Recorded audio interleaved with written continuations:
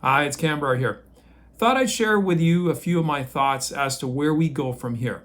Last week, BC became the final jurisdiction to put an end to this madness, with the Vax Pass ending as of April the 8th.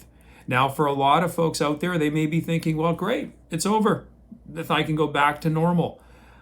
I wish that were the case. I think we're going to have to live with this new normal going forward now, where our government leaders, our elected civil servants, are always looking for a crisis to seize more power. I'm a believer that if you live in a democracy or a country, the bigger government grows, the smaller you have to become. And that's what these folks have practiced really to an art form over the last 2 years. We've not only seen it in Canada, but we've seen it worldwide. And this type of seizing power, this type of power grab, this type of ruling on our lives, this type of tyranny was only put to an end when people finally said, enough is enough, stop. And that's exactly what the truckers' convoy proved to us. That while we can reason and try to negotiate with these people and try to get them to see a different point of view, it's not until you actually say no and that I'm against this will somebody take notice. And that's unfortunate. And that was what the truckers' convoy was a culmination of, was an electorate that wasn't being listened to. So what do? How do we avoid this in the future? Well, we do that by staying engaged. You've been in the ring, you've been battling it out for 2 years, and I know you're tired and you want to just take a break and say, enough. Fine, take a rest, but you got to step back in. We're not done, and we're not going to be done probably for a while. So what do we do during this little kind of wind down time, this reprieve we have? Well, I would say focus on that squishy middle group who went along, not necessarily because they believed in the ideology of what happened over the last 2 years, but because it was convenient to do so.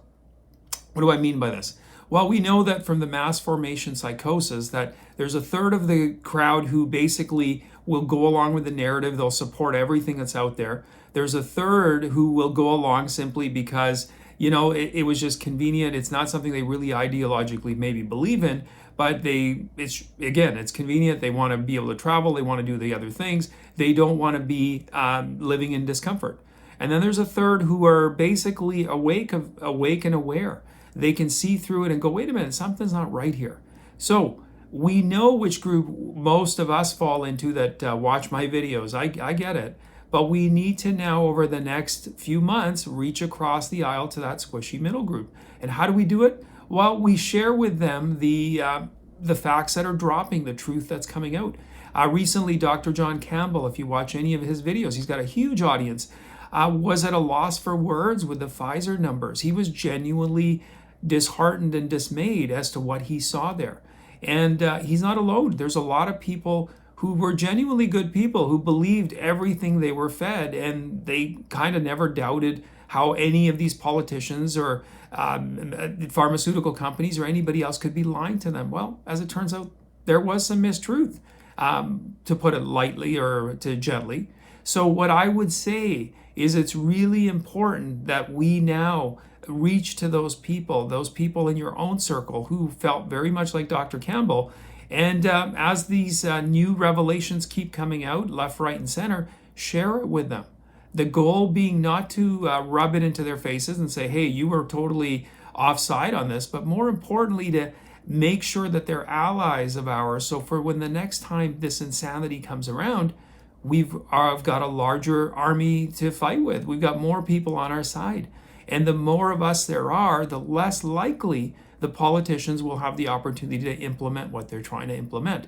So my friends, take a reprieve, take a little rest. Definitely, it's been well earned. You've all fought very hard. But remember, it's not over. The fight continues. Anyway, thank you for watching my video. I look forward to sharing more with you. Please post any comments that you might have in there. You could also follow me on Rumble as well as my locals. And I'll see you next time.